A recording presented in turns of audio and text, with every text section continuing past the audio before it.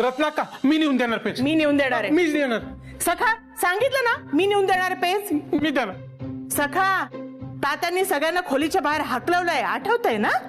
हा आता या घरात तात्यांबयोच्या खोलीत जायची हिंमत माझ्या एकटीत आहे. हे चुकीचं आहे. हेच बरोबर आहे. अरे मी जाऊन जरा वातावरण नॉर्मल करून येते मग जा तुमच्यापैकी कुणी. हा रत्नाका तुम्ही नेहमी तुमचंच खरं करतात. हा जा तिकडे. मी माझ्याशी पण बोलतो. कोणाच्या नादी लागले. मग? औ! अगं आदिती काय हे सांडली असती ना आता पेज. सॉरी. हा ठीक आहे पुढच्या वेळेस नीट बघून चालत जा. हो. सगळ्यांना चाव्या हव्या आहेत तर मग घराच्या वाटण्या करून टाकूया. अदिती हा सॉरी. तुम्ही काही विचारलं का? हा काही झालंय का? नाही काही नाही. मग तू आदिती या या आदितीला काय झालंय? काय झालं? 440 वोल्टचा झटका लागल्यासारखी सुन्न पडलीये. का? का म्हणजे तुम्हाला पण नाही माहिती? आम्हाला कसं माहिती असेल? ते मला ती तुमच्या खोलीतूनच निघाल्यासारखी वाटली ना म्हणून मी विचारलं. आदिती तर खोलीत आलीच नाही. मग तिच्या चेहऱ्याकडे पाहून असं का वाटलं काहीतरी भयंकर घडलंय? आदितीने बहुतेक आमचं वाटण्यांविषयी झालेलं बोलणं ऐकलेलं असावं. त्याशिवाय एवढं भयंकर काय घडू शकतं या घरामध्ये? तात्या मी आत येऊ? ये ना ये. काय आणलंयस? पेज आणलीये बयोसाठी. कोमट छान बयो करते ना नेहमी सगळ्यांसाठी तशी.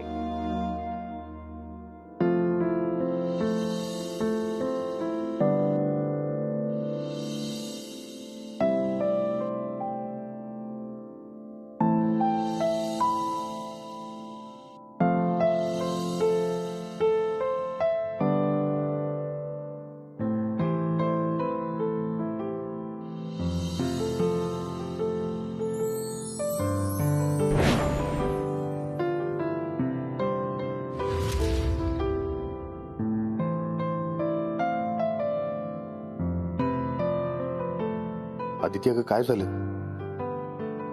तुला कोण काही बोललं का? सेठ तात्यांनी मला हे मानाचं पान दिलं होतं आठवतंय तुला? हे कुटुंब एकत्र ठेवण्याची जबाबदारी दिली होती तात्यांनी मला. पण मी कमी पडले.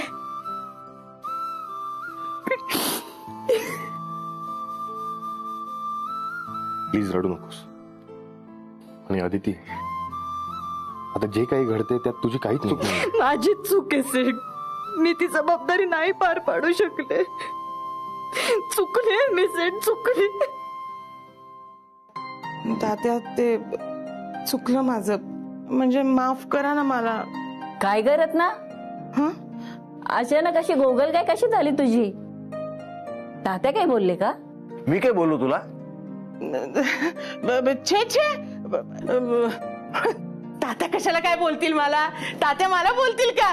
काहीतरीच काय आपलं. मग मग तात्या अगं मला काय विचारते? तुलाच माहिती ना सगळं. ते हा अगं बयो ते ना मीच सगळ्यांशी शांतपणे प्रेमाने बोलायचं ठरवलंय. बापरे, मग या धक्क्याने मला परत चक्कर येईल वाटतं. भयो हे चक्कर बिक्कर अभद्र काहीच बोलू नकोस तू आता. काही होऊ देणार नाहीये तुला. आम्ही आहोत ना सगळे. हो तुम्ही सगळे आहात ग, पण सगळे एकत्र आहात का?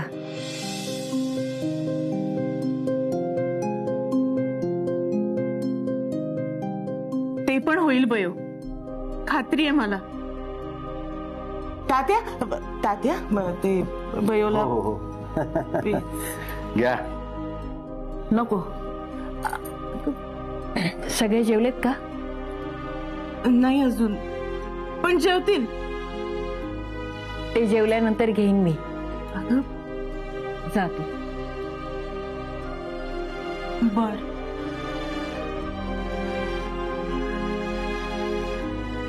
रत्ना, हा माझा सगळ्यांना निरोप सांग. म्हणावं सगळ्यांना हॉलमध्ये एकत्र बोलवलंय. बयोनी सांगितलंय असं सांग.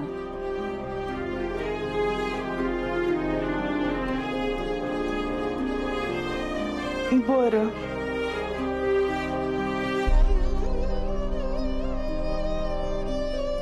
भय तुझा निर्णय पक्का आहे? वाटण्या करण्याने घरातले वाद थांबणार असतील तर अजून उशीर का करायचा? ठीक आहे, होऊ दे तुझ्या मनासारखं.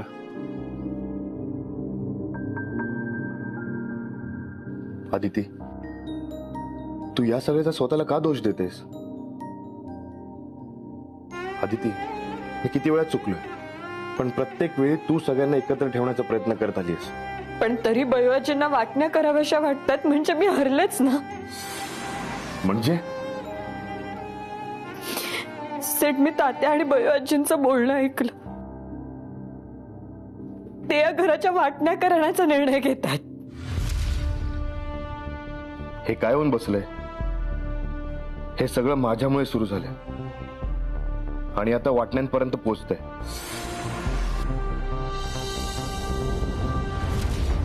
असं रडत बसून नाही चालणार. काहीही करून मलाच हे थांबवायला हवं. तात्यांनी आणि बयोआजींनी दाखवलेला विश्वास खरा करून दाखवायची एक संधी हवी आहे मला.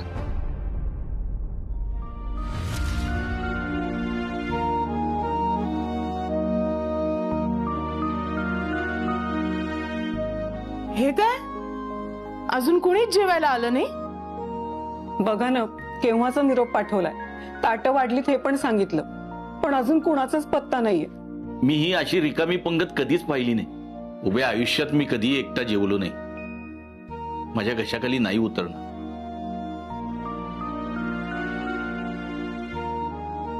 थांब बाप्पा, ताटावरून उठलास तर याद राख, तिकडे बयोनी पेज घेतली नाहीये. म्हणाली सगळ्यांचं जेवण झालं की मग मी पेज पिन म्हणून. काय? हो ना, आता सगळेच जण हट्ट करू लागले तर कसं चालायचं? तू बस, मी आणते एकेकाला बोलवून. हा, आणि ते बयोने निरोप पण दिलाय, जेवण झाल्यानंतर सगळ्यांना हॉलमध्ये बोलवलंय. कशासाठी? नाही, काही माहिती नाही, पण काहीतरी बोलायचंय म्हणालीये. काय बोलायचं असेल? ते आता सगळे आले आणि बयोबाई सांगतील तेव्हाच कळेल ना. मला तर बयोबाईंची भीतीच वाटायला लागली. केव्हा काय करतील सांगता येत नाही. तेही खरंच आहे म्हणा. तुला माहितीये का, या गोकुळ निवासच्या अंगणामध्ये तब्बल 30 प्रकारच्या वेगवेगळ्या औषधी वनस्पती आहेत. खरंच हे गोकुळ निवास म्हणजे एक उत्तम टुरिंग पॉइंट आहे. सर, एवढं सगळं होऊन तुम्ही कसं काय एवढं रिलॅक्स राहू शकता? सिद्धार्थ, अरे तू खूप पॅनिक होतोयस रे. सर, बयोआजी या घराच्या वाटण्या करायला निघाली. तेच तर मला हवंय. आणि मला ते नकोय. हा, हो, मला ते नकोय. सर, मी सगळ्यांना त्यांच्या स्वप्नांची जाणीव करून दिली, कारण मला अमेरिकेला जायचं होतं म्हणून. पण त्यासाठी या घरच्या वाटण्या झालेल्या मला नाही बघवणार. अरे चांगलंय ना. आणि तुला सुद्धा तुझा हिस्सा हवाच होता ना. हो, मला माझा हिस्सा हवा होता, पण त्याची कारणं वेगळी आहेत. कारण मला पैसे हवे होते, पण त्यासाठी या घरच्या वाटण्या व्हाव्या अशी माझी इच्छा नाहीये. मला बाहेरून दुसरीकडून कुठून पैसे आले असते किंवा मला कोणी फायनान्स केला असता तर मी माझा हिस्सा मागितला नसता. आधीच या घरातल्यांपासून दुरावलोय. उद्या अमेरिकेला गेल्यावर मी वेगळा राहणारच आहे, पण त्यासाठी मला हे घर वेगळं झालेलं नकोय. भीती वाटते, जर वाटण्या झाल्या तर या घरचे एकमेकांपासून वेगळे होतील याची भीती वाटते. हा असा विचार करायला लागला ना तर सगळंच फसेल. हे बघ सिद्धार्थ, अरे बयो आणि तात्या जरी म्हणाले ना की आपण वाटण्या करू, तरी असं घडणार नाहीये. कोणी वेगळं होणार नाहीये. आता तूच बघ ना की सगळ्यांनी जाव्या घेतल्या पण सगळे एकाच छताखाली राहतात. तसं वाटण्या झाल्या ना तरी सगळे एकाच छताखाली राहतील. बघ, मी सुद्धा ह्या सगळ्यातून गेलोय, कारण माझं एक मोठं कुटुंब आहे. मी जे वेगळं पडलो ना ते ह्या महालक्ष्मीच्या मूर्खपणामुळे. तिला मोठं सासर नको होतो, पण माझ्या मुलीचं तसं नाहीये. ती सगळ्यांना धरून चालणारी आहे. किती वाटण्या झाल्या ना तरी ती माणसं तुटू देणार नाही. ते आहेच. आदिती हे घर जोडून ठेवण्यासाठी पुरेपूर प्रयत्न करते, पण सिद्धार्थ, अरे किती विचार करतोयस तू. तू जसा विचार करतोयस ना तसं काहीही होणार नाहीये. आणि तू बघशील, तू ज्या वेळेला अमेरिकेला जाशील ना तेव्हा हे संपूर्ण देशमुख कुटुंब एकत्र होऊन तुला निरोप द्यायला एअरपोर्टवर आलेलं असेल. या वाटण्या कागदपत्री रे. हं.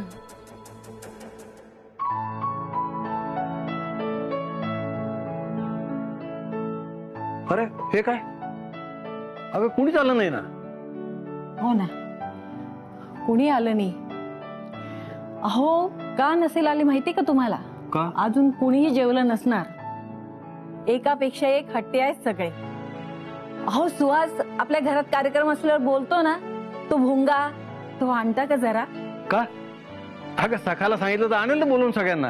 अहो भुंगा आहे ना, तुम्ही आणा ना जरा. बर.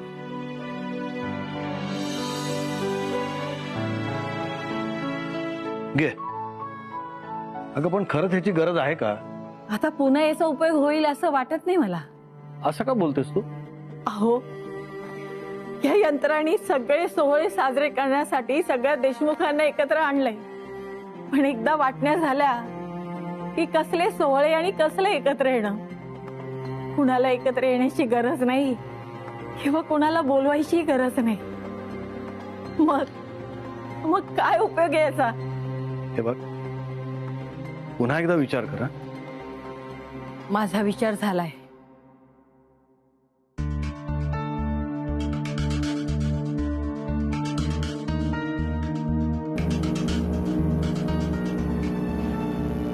आज कशाला स्पीकर सुरू केलाय? अहो हे काय झालंय? हे जमतंय का तुम्हाला? अयो आजी, चला सगळे देशमुख हॉल मध्ये या.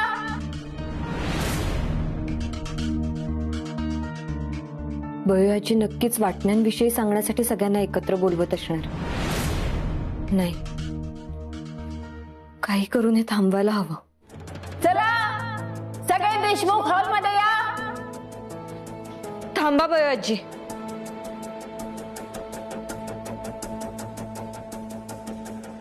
द्या तू माईक इथे.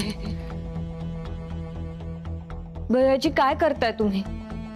मला माहितीये तुम्ही सगळ्यांना बोलवताय कारण तुम्हाला वाटण्यांविषयी बोलायचे सगळ्यांशी, हो ना?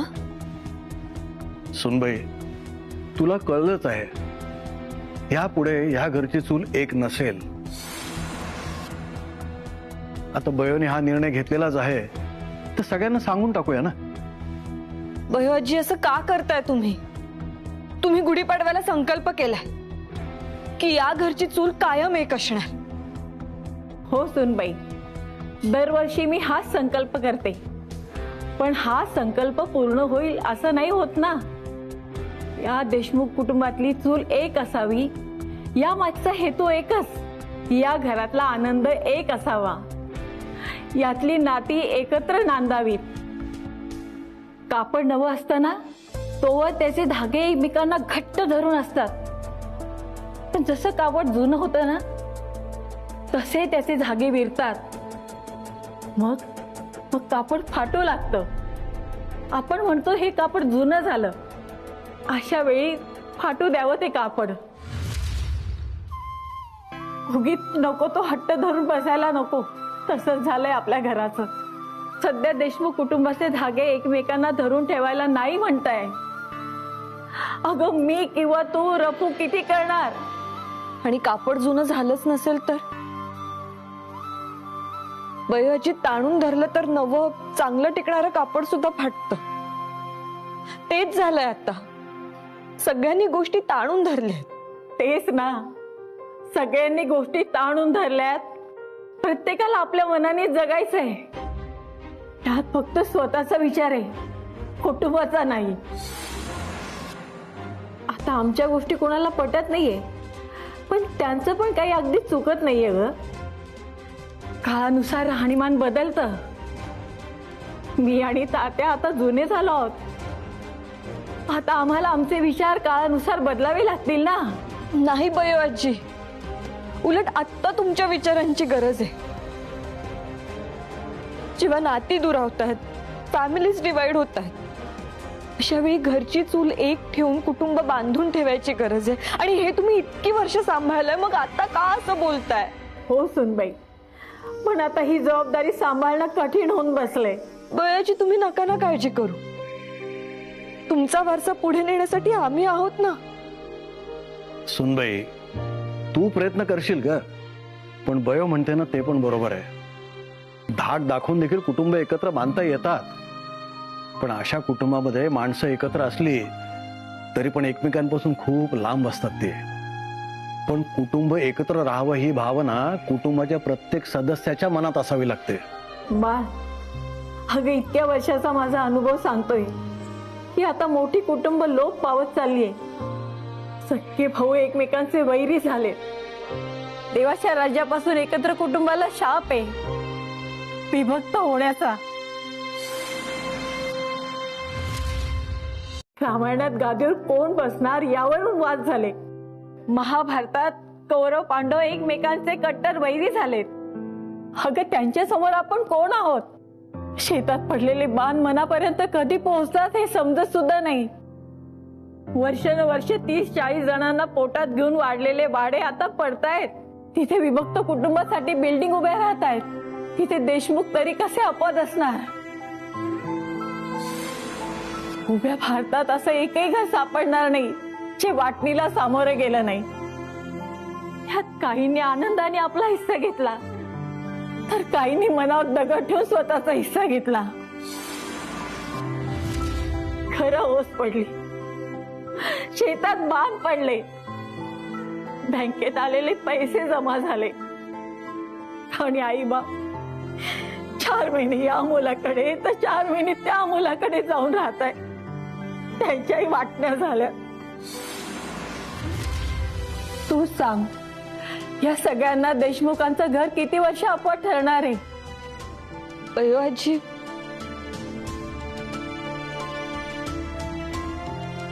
बयोआजी मला पटतंय तुमचं म्हणणं, पण आपण प्रयत्न तर केले पाहिजेत ना. प्लीज माझ्या समाधानासाठी देशमुख कुटुंब वाटणीच्या शापाला अपवाद आहे हे ठरवण्याची एक शेवटची संधी द्या प्लीज.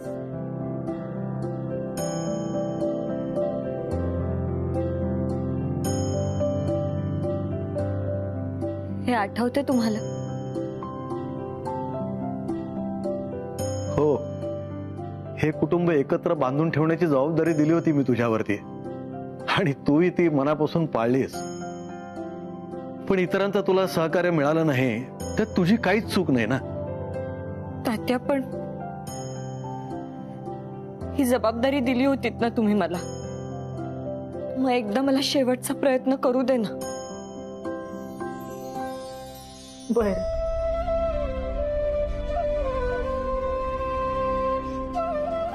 थँक्यू.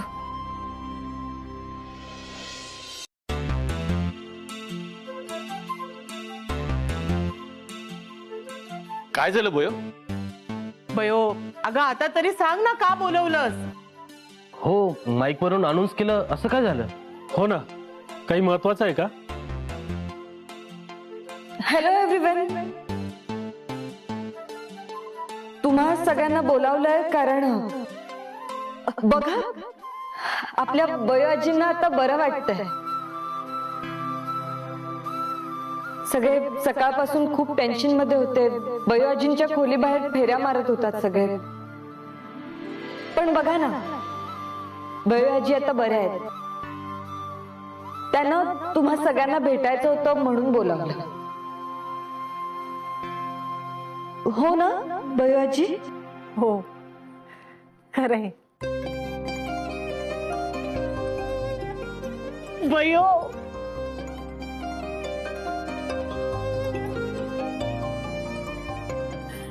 बयोबाई, तुम्हाला असं बघून खूप बरं वाटतंय. हो हो, पण बयो, नक्की बरं वाटतंय ना तुला? खरंच काही त्रास होत नाहीये ना? बयो, मला तरी वाटतं तू अजून आराम कर. अरे काळजी करू नका, मला खरंच बरं वाटतंय.